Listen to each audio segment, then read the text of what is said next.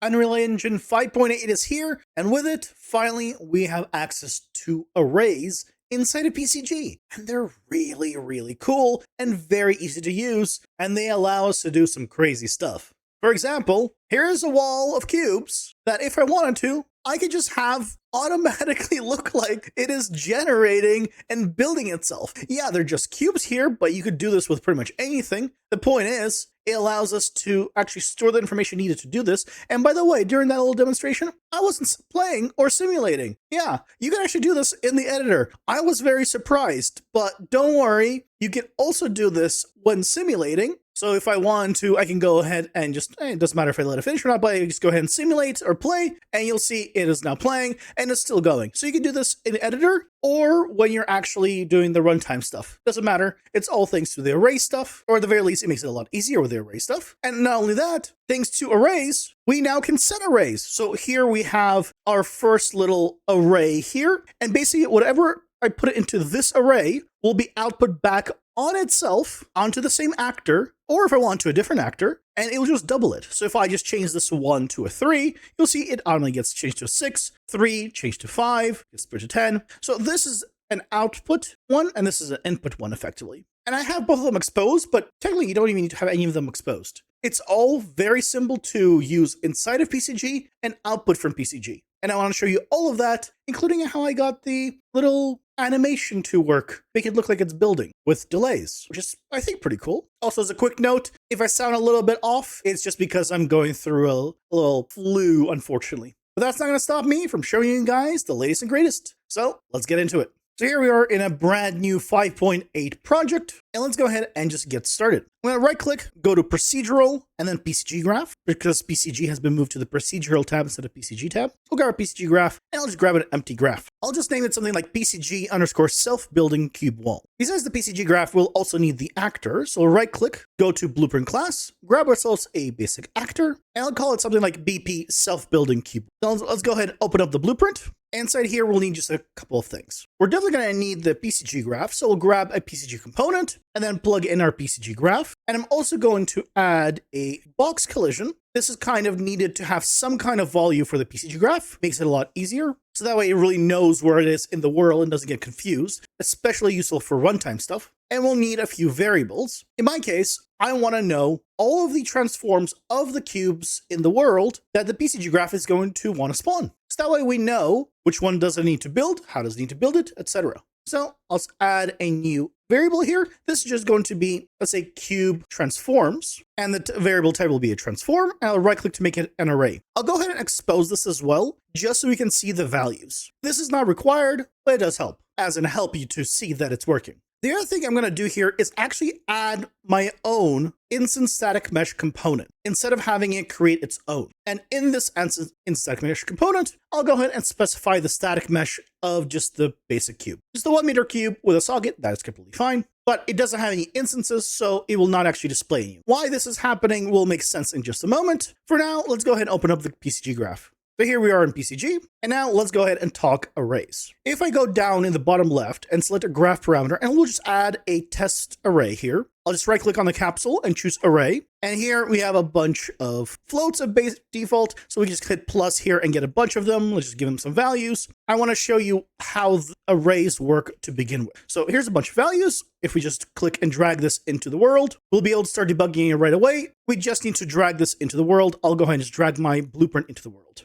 So now once the blueprint's in the world, we can press A on this. And you can see here, there's our new property, because that's what it was called here, right? We could just do this, call this array test, right? And there's array test, and there's all the values. But this is not an array. This is still the same way this used to be. If we want it to be an array, we just need to drag out of it and search for array, because the first one is make array, which is the default one selected, and we select it and then press A on this one. You will see now it looks like an array, and I can actually click on this. And if I do, it'll bring this viewer up. And it's really handy because this is just actually what it would look like in the detail panel of whatever you had selected, like a normal blueprint. So for example, if I wanted to, I could just make a new variable here. And let's say I make a static mesh object reference, right? I'll make this an array. I'll add a few entries and I'll just pick some random ones here just for the demonstration, right? So we have a bunch of them. Again, drag it out, make an array from it. And if I pressed A on this and then clicked on here on this new property one, you'll see visually it looks very good in terms of just being able to be used and read. I'm very much a visual person, so this is awesome. Cool, so we now have this array. So what can we do? Well, you can do all of the normal array things. If I right click and just search array, you will see there's a bunch of add to array,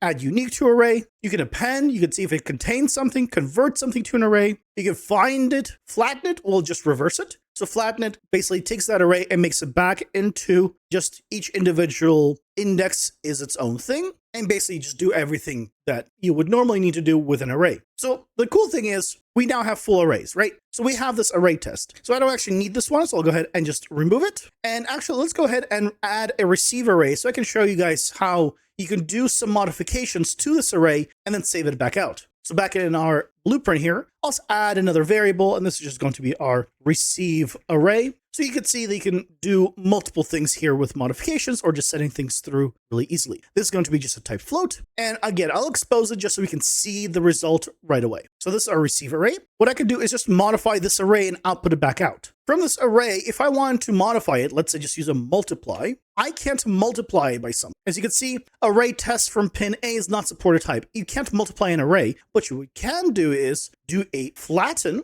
which will separate it back out. Obviously, we have the original that's split out, but this is for demonstration that if you had an array, you would need to flatten it first. And now this flattened version, let's say we want to multiply by 2. So now we can take a look, press A here. You can see there's the array test and there's 0, 4, right? It's all doubled the values. And now I can go ahead and save this back onto the actor as the new thing. And the way we do that is a node called apply on object. Now this node has existed for quite some time, even though I've only recently learned of it, but until 5.8, it has never had array support. So if you wanted to assign something like a bunch of things to an array, this wouldn't work previously to 5.8, which is why the video that I just released last week would be the way to do it if you're in anything before 5.8. Now, it's a lot easier. Also, if you haven't seen that video, there'll be a link to the end of this one, if you need that kind of support before upgrading to 5.8. So the way it works is very simple. The in here is the actor that we need to set it onto. So we want to set it onto the actor on top. So I can just right click get actor data and change this get actor data self in the mode here from parse actor components to get actor reference. If I pressed A here, you'll see there's the reference to that actor. It is of itself, so it gets a reference to itself. We can plug that into the in. And by the way,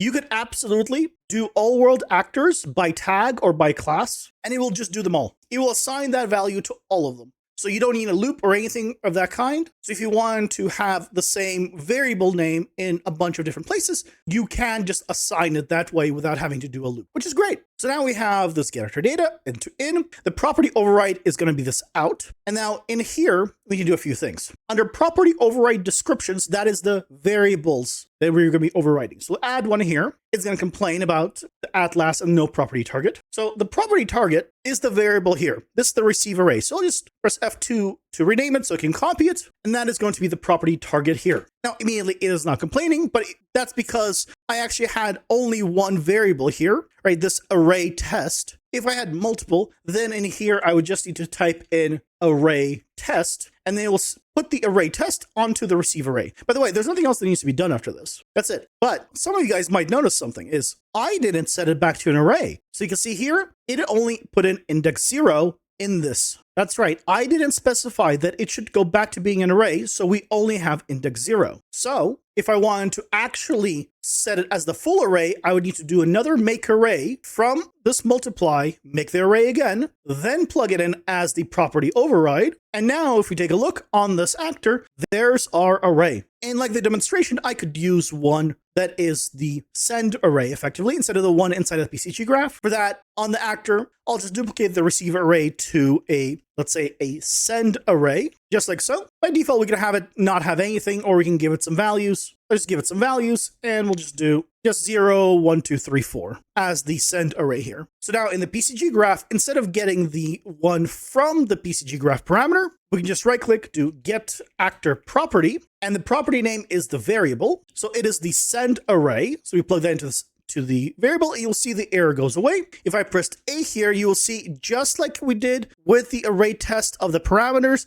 it is separated out. So we just need to swap this out right over here, and then we'll get the right information. But the name of this attribute has changed. So here we could specify the attribute name on this. If we want to keep it consistent, we can. In this case, it will be named sendArray, which is the name of the property, which is the at source. So with a select array, it's called sendArray, which means here I would need to change it to sendArray, or I can just click reset because again, it's the only one, and you use at last, and then it doesn't matter which one I send here. So now using this, there's our sendArray, and you'll see here, 1 becomes 2, right? 2 becomes 4. It is doubling everything. And if I go ahead and just change it to 1.5, we get 3, 1.75. It is running the PCG graph, and effectively every time it is updated here, it is rerunning the entire graph, which isn't very big, so it's very quick, and basically reassigning these values back out. Again, the fact that it's exposed is not important. The point is, it is saving the information back to graph. And it's a simple node and supports full arrays, which is, again, amazing.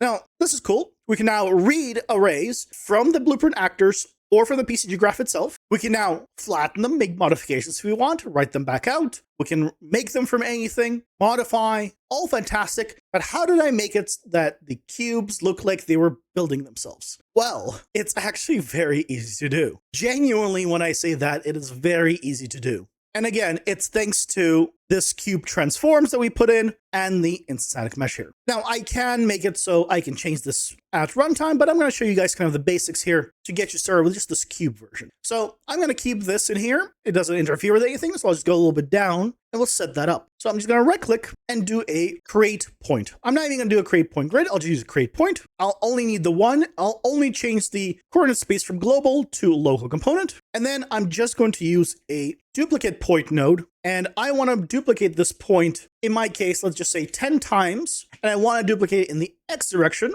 So I'll change it to be 100 for the direction. And then the point transform, I want to move that point 100 in X. And then I want to take all of these points, and I'm going to duplicate them up. So I'll use another duplicate point node. I'll duplicate them 10 times, but in this case, up. I'll move the location up 100 units for all of them. It's only going to be a little bit bigger than exactly 100 because of the bounds and how it calculates things, but this is good for my result. So if I went ahead and debugged it by pressing D, I can come in here and you'll see some very small cubes in a big grid here. It's a very big grid because the cubes are not very big by default, but the actual cubes that we're going to be spawning are quite large. So from here, you cannot see them. What you can do though is change from the extents to absolute on the preview here. And then with a, let's say a 0.95 point scale, so just a little bit smaller than absolute 1.0, you'll be able to see there's the full grid here. Because the default point size is basically 100 by 100 by 100, like an actual cube. So there we go. Because the default cube is the actual point mesh right here. So cool, this works. We can go ahead and reset this. Now you can do a static mesh spawner, right? You can add the cube in here and just put in their cube, right? And we have this wall. That's cool, but that's all it is. It is just the full wall. It doesn't have any of the building stuff. So this is where the arrays will come in. What we're about to do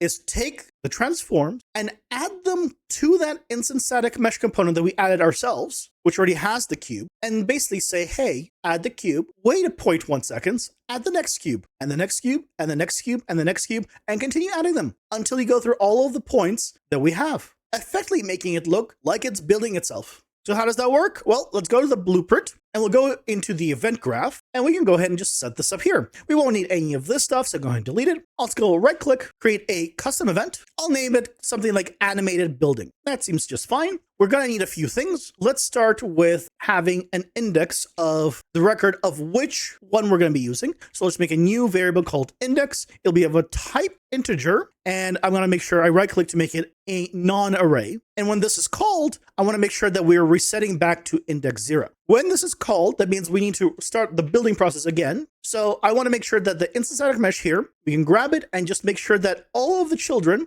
are clear. So we'll just search clear and grab clear instances. So whenever this is run, go ahead and reset things back to index 0 and clear all the instances. And now from the instance static mesh, we can drag out and do an add instance. We want the regular one. We do not want the plural. The reason we want the singular one is because we want to add only single one, and then we want to make sure that we have a delay. So from here, right, we have this instance transform, and we're going to be using our cube transforms here, and we're going to get a reference to the index that we have here. So the first one it's going to do is this instance transform that we got from the cube transforms, and we want to make sure that it's in world space. So that way it places it exactly in the right location because we're going to be storing the information in world space. At this point, we need a delay. So we'll do a delay, and I'll just make it something like 0.1 seconds. The time here doesn't really matter. It is just your personal preference and how fast you want it to go. This is also why it's not in a function, but actually an event, because you can't put delays in a function. But once the delay is done, let's go ahead and increment the index. So we'll grab the index here, and I'll search for ++ for increment int, and this will just make it +1. So whatever the index is, +1.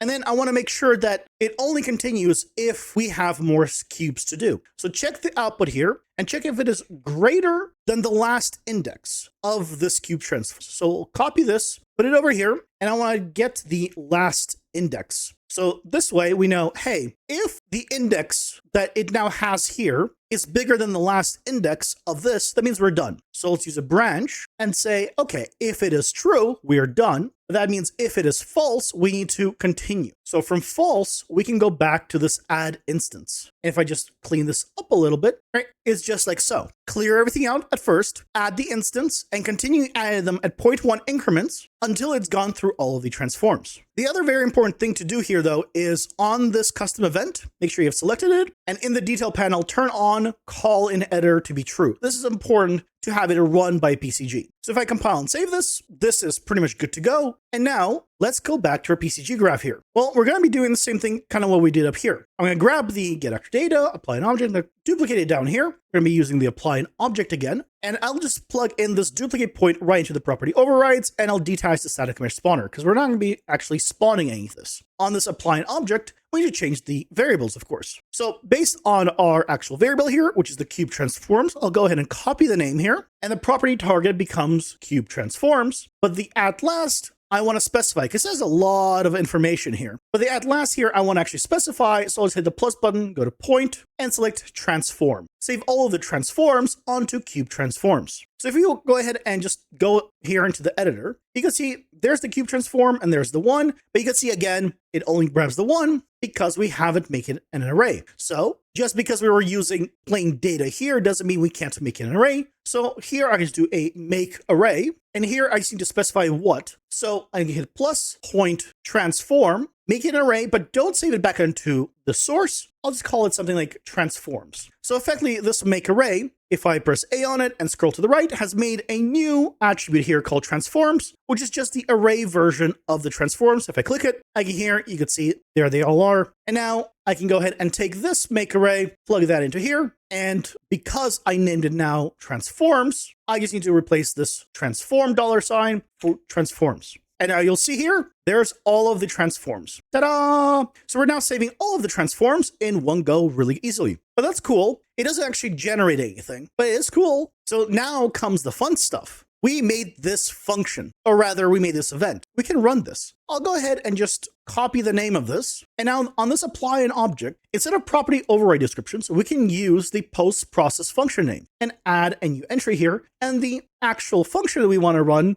quote unquote function, is this animated building. So I'll press enter here, and immediately, because it's already in the world, you'll see that it starts building. And by the way, I was never expecting this to actually run inside of the editor without hitting play. I haven't hit play, but there it goes. And if I want to regenerate it, I can go to the PCG graph here, hit cleanup. Cleanup will not clean up all of these blocks here, by the way. They will maintain here because we've effectively added them to the component. But when we click generate again, it will start up again, just like that. So in editor, you can now run this. And surprisingly enough, the delay works. I wasn't expecting this when I tried this. I was fully expecting this to be pure runtime. It's kind of cool to just not need to hit play or simulate to preview your setup. I think that's pretty awesome.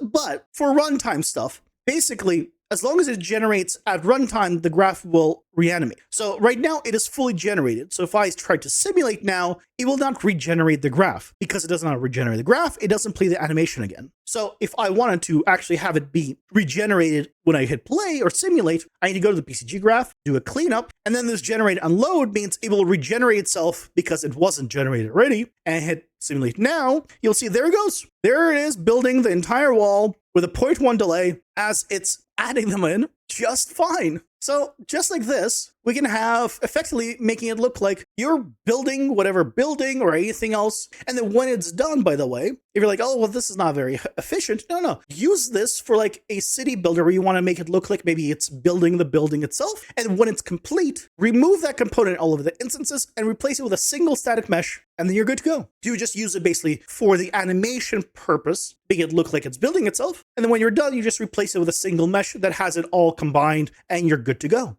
At least on top of my head, I think that should work without any issues. With it being cleaned up, by the way, it's not going to regenerate. If I hit generate, right, it'll go again in the editor without hitting simulate. And because of the way it is, if it is already generated and I move it, it will then replay the animation in editor. It will do a little bit of some weird stuff if I did something like this. But when I let go, then it will go ahead and actually just build it in editor. So you can just preview it as you move it around in the whatever location. And then again, when you're happy with it and you want to do this at runtime, go to PCG graph, hit cleanup. And again, it's going to continue doing this, but I hit simulate and you'll see, and there it goes. And get out of simulate and it continues on doing the editor stuff. So I think that's really cool. Hopefully this has been a interesting way of showing off arrays. There's not much to arrays really, but they're extremely powerful and very, very easy to use and pretty intuitive. In fact, thanks to arrays, down the line, I'm planning to make my entire mob spawner using PCG. And it's going to solve a lot of my issues thanks to the array support. So I'm looking forward to that. And I'll, of course, make sure to post about it here on the channel. So get subscribed to find out more about that.